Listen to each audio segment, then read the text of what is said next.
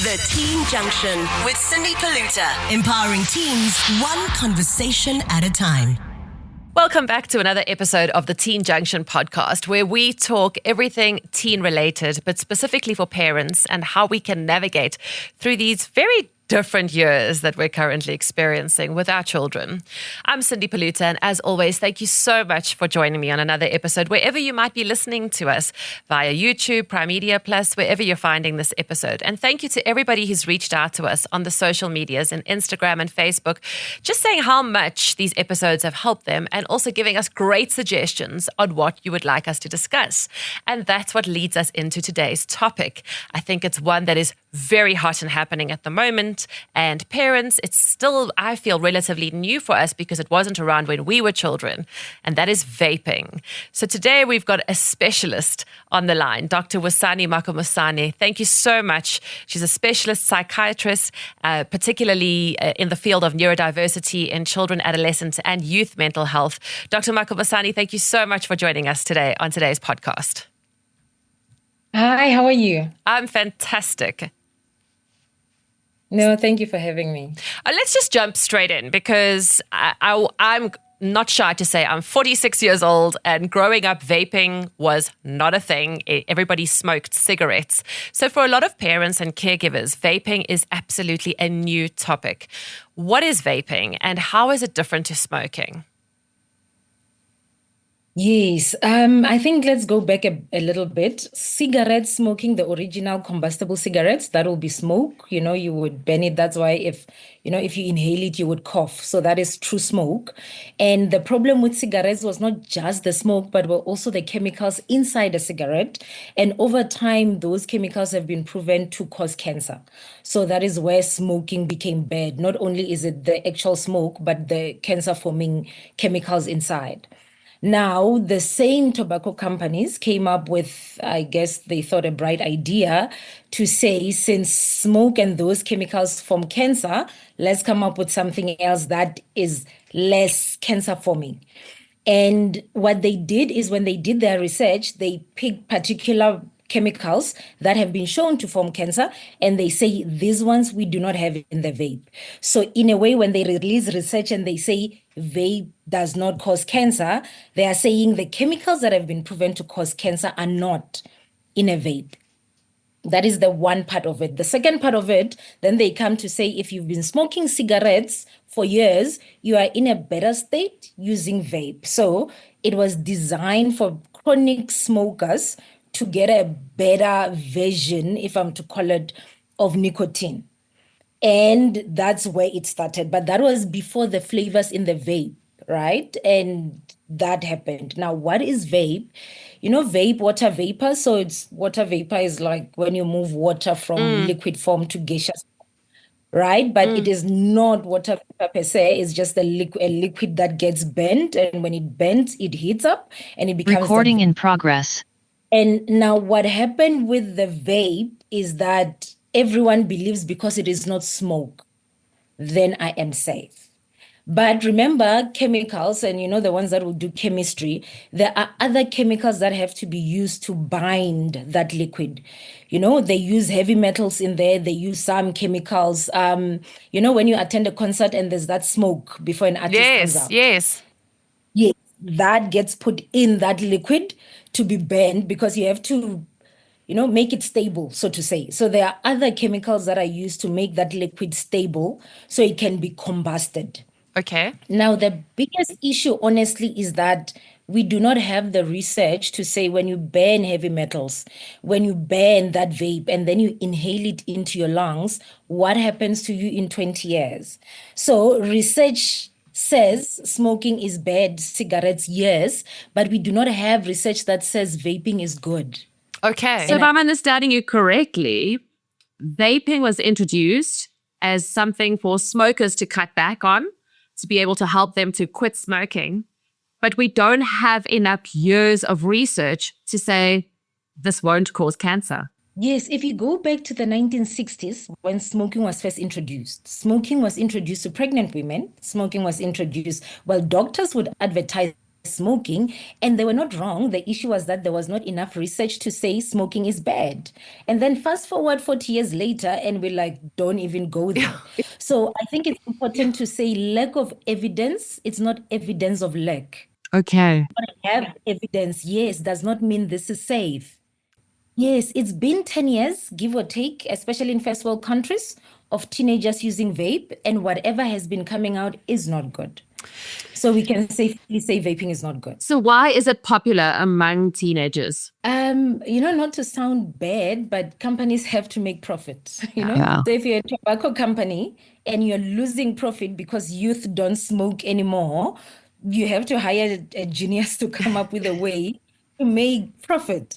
And that's where flavors came in, because the minute you put a flavor in it, you can't say you're selling it to a 60-year-old man.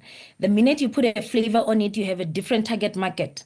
And that's where problems came up. If it's bubble gum or it's cinnamon bun, that is not for an 80-year-old man. This is true. So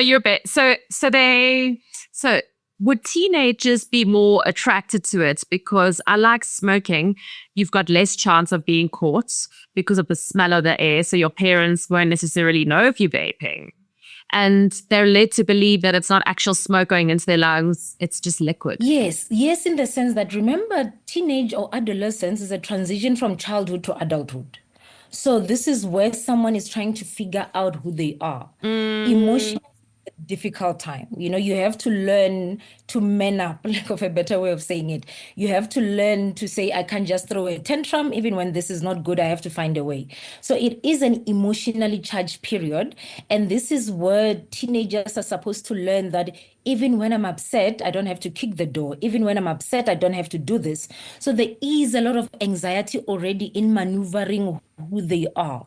Now, what vape does, which is nicotine, it comes and it makes them believe they are doing better, but they're actually not doing better because they're skipping the stage of learning how to maneuver the emotions. In a way, it hurts them even on that side, because you have to learn that you can't just stand up and bang the door when the producer is unhappy with you. Yeah. But when you're 9 years old, you would do that. you know? When you're 30 years old, you can't do that. And the period to learn that is between 11 and 26. Okay. And that is where the brain is maturing and learning. And then just quickly, when did you start noticing more teenagers coming into your practice? Because I would imagine that even though they say there's less nicotine in a vape, it's probably just as addictive as a cigarette, because isn't it the sensation of having something that you think is calming you down? Well, so first and foremost, vapes do not have less nicotine. They have way more nicotine than a cigarette. Oh. And no cigarette has about 1 to 2 milligrams of nicotine. A 5% vape has probably a minimum of 50 milligrams of nicotine. Okay. So a full vape is like a packet, is like 40 cigarettes or, a day. So the actual nicotine, amount of nicotine is higher in vape. And because it's not smoke, you smoke longer. Because, you don't cough, it doesn't do what a cigarette would do. So the actual nicotine is high. Some go as high as 137 milligrams of nicotine in one vape. Sure. Versus a cigarette is maximum 2 milligrams of nicotine. So no, it does not have less nicotine. I mean, just from my own personal opinion, I always think the vaping industry hasn't been regulated yet. So you actually don't know what you're buying in the liquid. So teenagers can't just go to the shops and buy liquid, right? Because they don't want their parents to know they're vaping. So they're getting the liquid from somebody who they don't know, because somebody's got a friend, but you don't know who's made that liquid. And it's not regulated. So like you say, it can have way too much nicotine in it. But then how does nicotine affect a developing adolescent brain?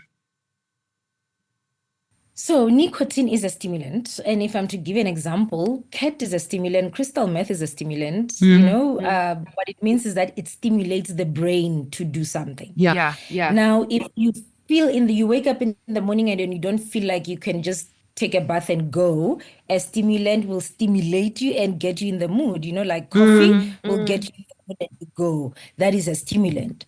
The problem with nicotine is that when the brain is not matured, it says to the brain, well, you don't have to struggle for a stimulant. I can give you however many milligrams. So the brain actually learns and it adjusts to a higher dose.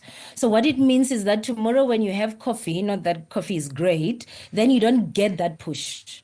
But remember, our brains were designed to survive. We are animals that are meant to survive, right? So when today, for you to get going, you need 5 milligrams of nicotine. In 5 years' time, you'll probably need 50 to get going. So the brain keeps on needing more. Once it learns that I can go with this, I need more. But what nicotine does, which is quite different from other stimulants, is that at the beginning, it feels like it's calming. So when you're stressed, you have a test and your brain is going off. What nicotine will make you feel like is that, oh my gosh, I can focus. I can, it's a fight or flight response. You feel like I can zone in.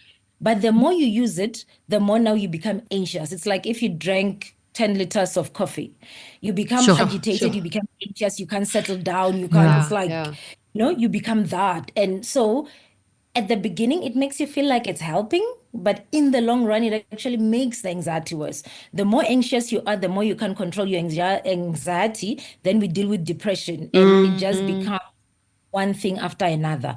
But something else that we've noticed with teenagers is that once they get to a point where vaping makes them anxious, they then go to the weed. Oh, So now someone is using nicotine in the morning to get going and weed in the evening to slow down and sleep. So that's why it is being called a gateway drug, in the sense that you start with this and then you eventually need something else to settle you down. Because when you stop taking the vape, you then go into withdrawal, nicotine withdrawal, which is you become irritable, angry, like you can not take down a person for them looking at you in a funny way, but basically you end up now needing things to calm you down. And that is where the gate opens for the other substances to come in. wow. So if I've understood you correctly from what you're saying, vaping actually increases anxiety and gets somebody really, really worked up. And then in order to calm themselves, they're trying to find something else to calm themselves down. So then what would the long-term cognitive effect be? So the issue is, if you think fight or flight, right now, lion in front of you, focus on survive the lion and run. You can't focus on other things. So what they tend to see is that as much as it seems as if they are able to concentrate, they don't concentrate on what they need to concentrate on. And if you're teenagers, the school, you have to study, you have to do this. So when they actually sit down to study, they realize that they can't, almost like you can't settle your mind. It's like something is doing that. So they struggle to focus on the schoolwork or the boring work that they have to do.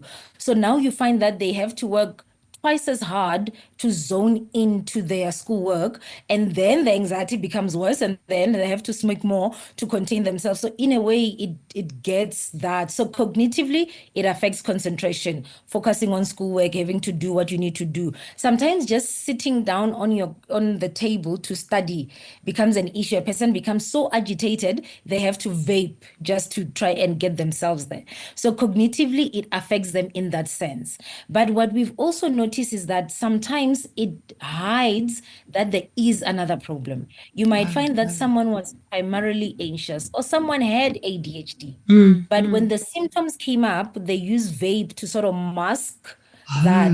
So they end up not being diagnosed. And so it becomes worse. And by the time we get them, the substance abuse, there's depression, there's suicidality, there's so much. So in a way, vape also masks whatever is underneath there that could have been identified early on, let's say maybe higher primary school, like the grade 6, 7, or they get to grade 12 where there's a lot of pressure.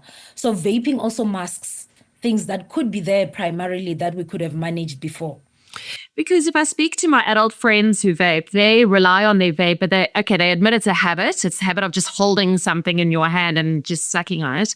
But for a lot of people who smoke and vape, it's actually about breathing. So you would think the vape is making you calmer, but you're actually using a breathing technique. You're taking a moment to go outside, to move away from people, to just breathe in and breathe out.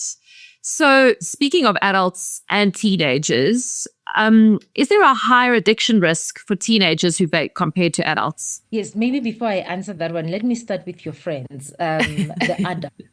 Your, your ability to learn to breathe in and out when you're sitting with people is a skill we have to learn. I say something to you now, and you feel you have to go outside for a smoke to come back and respond to me.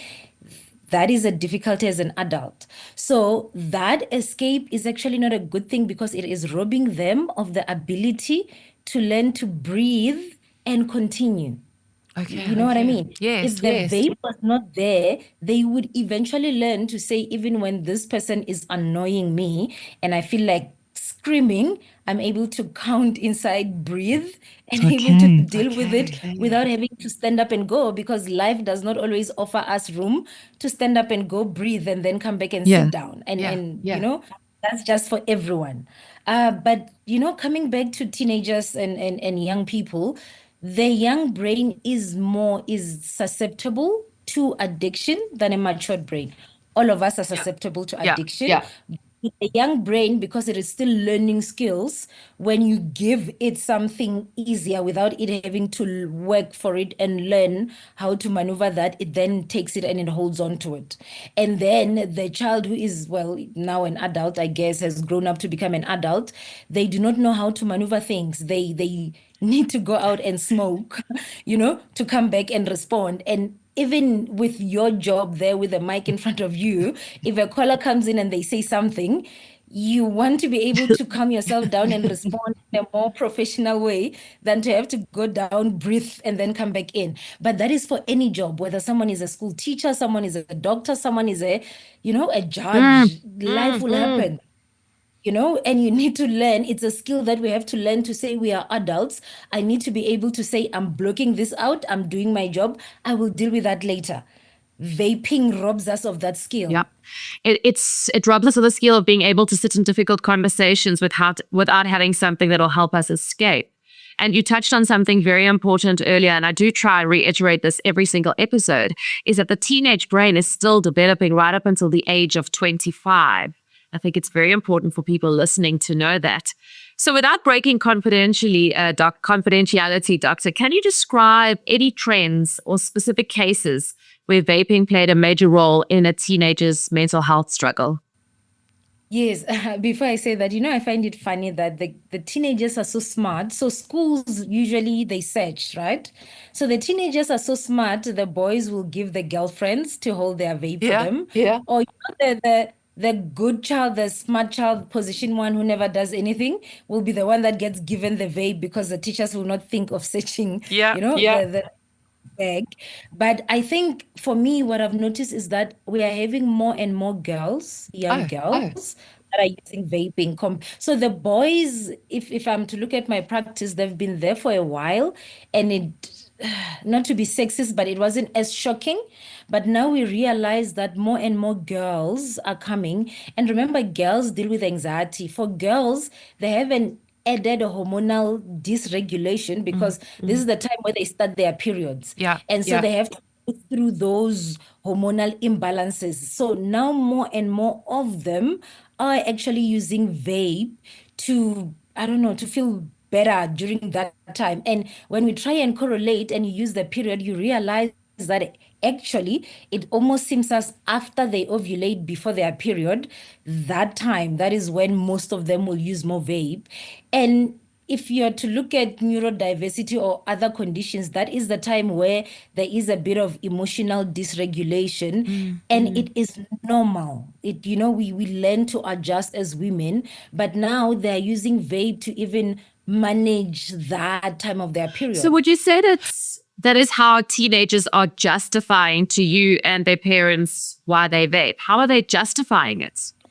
Yeah, you see, for me, I like saying that peer pressure will make you vape for the first time, but something else makes you go for the second time. Right.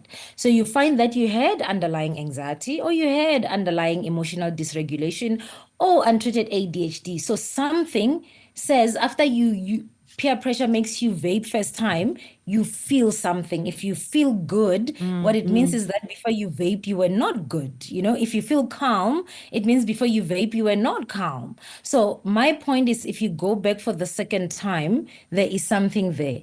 You're better off going to a healthcare practitioner and we try and see what was there that made you go for the second time.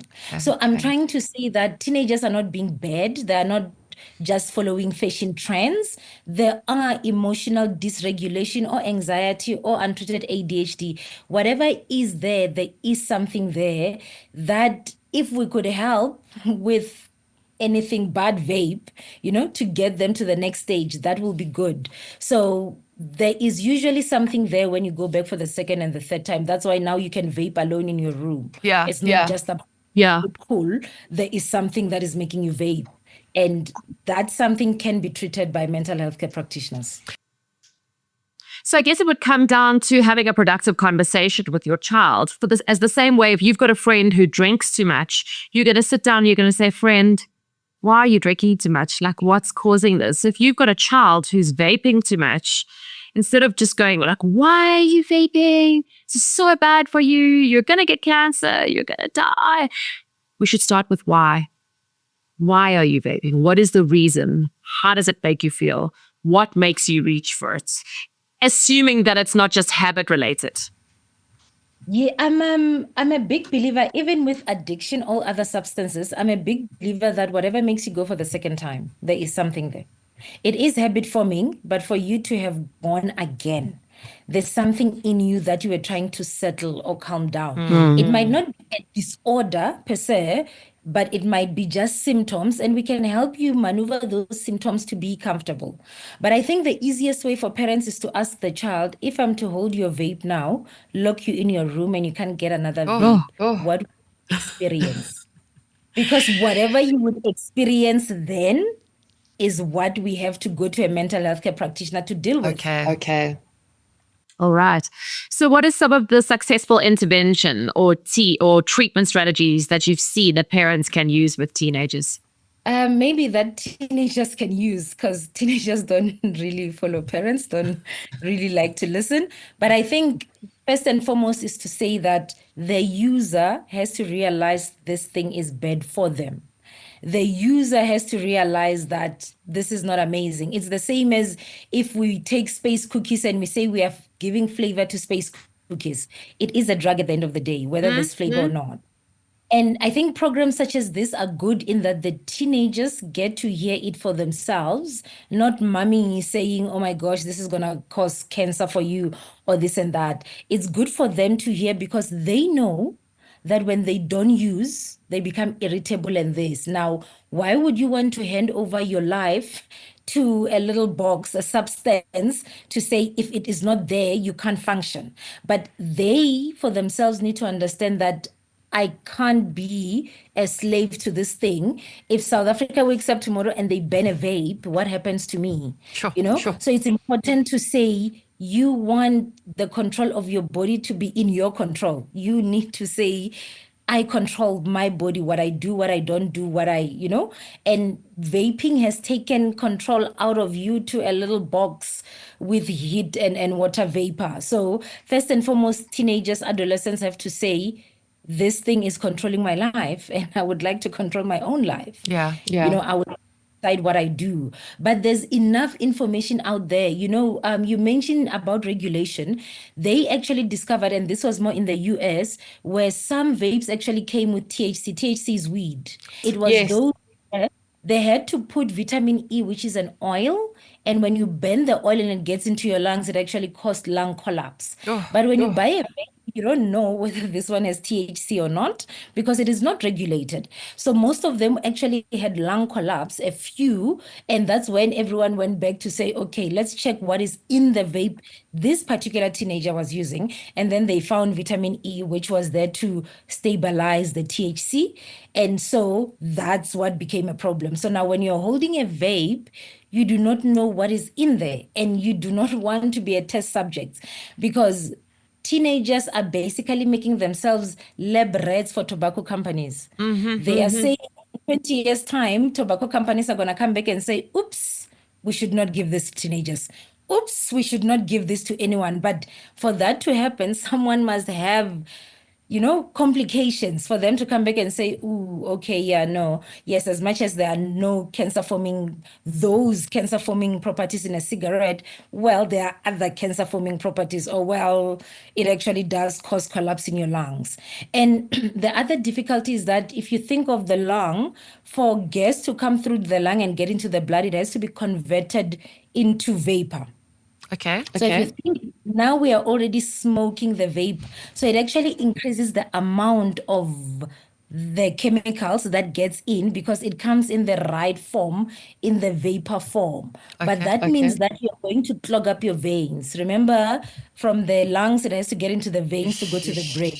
And we are clogging up, you're putting chemicals that should not be in the body into your veins, and eventually it clogs up. So what they've noticed actually with vape is that more and more people are getting, we're going to call it cardiac, meaning heart-related problems, because heart is connected to the veins. The veins are the ones that would move the vape to the brain. So with smoking, you would cough a lot, so it was very direct to the lungs. But with this vape, because it's in the right form to move through the lungs, you're basically moving the poison nicely into your veins.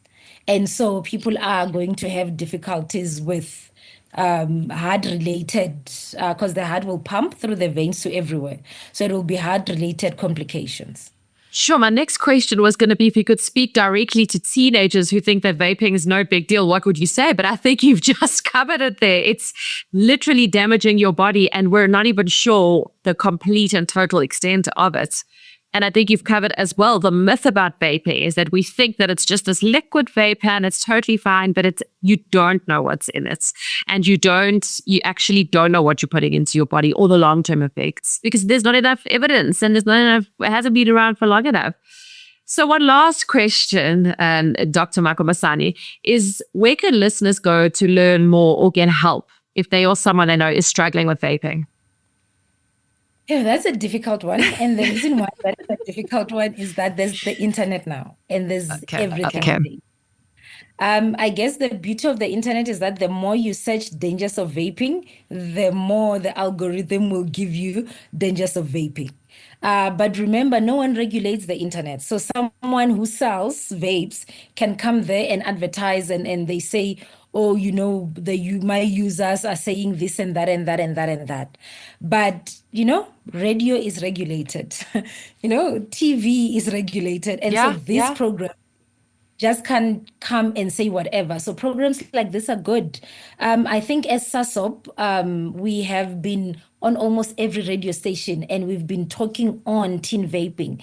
Let them go, Google search, interviews on vaping, and that's where they're going to get the truth about vaping, as opposed to someone selling something. They can even be from a different country altogether, and they will tell you it's great for them.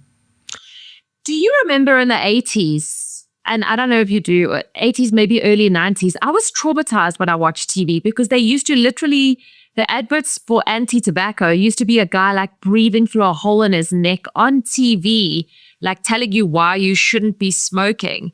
I don't understand why more people, why they did away with those adverts, or why they haven't got adverts like that, just raising awareness around the vaping, especially because I'm sure you've seen it, kids as young as, 8, 9, 10, vaping?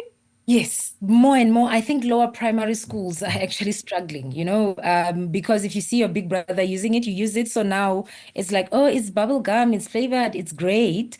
I think the other difficulty is in the 90s, we used to watch TV and there used to be adverts. Yes. And, I get that. Now we watch TV on our phones. So we actually, you have to pay a fee to avoid adverts. Yeah. So adverts are not as good. They do not reach us as they used to back in the day. You can bypass adverts altogether. And I think that's why this is important because, with radio, you still have adverts. Yeah. And that's where we have to come in. And I hope that all stakeholders, will all come in. The government will come in. Radio is already there. The parents will come in and will actually get it out there to say, this will kill you. Not will kill you, actually, this is killing you. But also, if you look at all the organs in the body, the lungs are the most precious. And you only get one set That's the thing. for life. Yeah. And living with one lung doesn't quite work. No. You don't put anything in there. Lungs are designed to survive. So when something gets into the lungs, the reason why you cough is that it sweeps it out. And so you have young kids that live with a cough. Back in the day, you would say, oh, my dad or my uncle has this chronic cough. That was a sign that they smoke cigarettes. Now, would have started when they were already working. They would have started when they already had kids, because actually there has been studies that have been done on mice to show that vape actually affects sperm motility.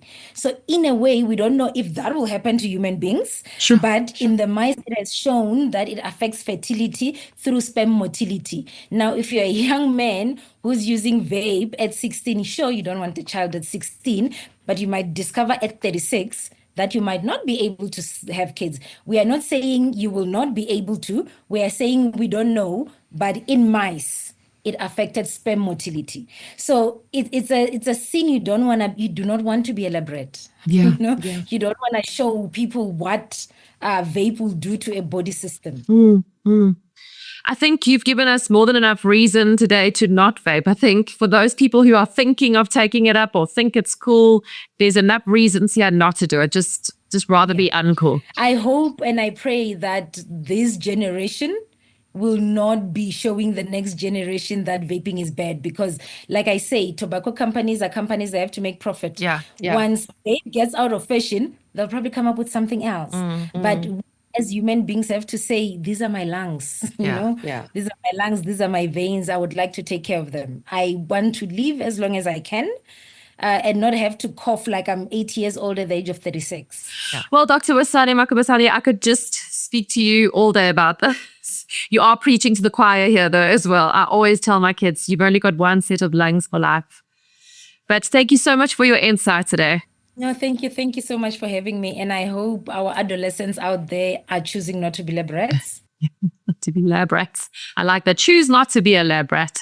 For all our teenagers listening out there. And so to parents, just reach out to those around you, speak to those around you, ask for help on if you think your child is vaping or they are vaping. There are people out there who can help you. And thank you as always for listening to the Teen Junction podcast. You can reach out to us on Instagram and Facebook. And until then, be kind to each other. PrimeMediaPlus.com. Your connection to what matters most.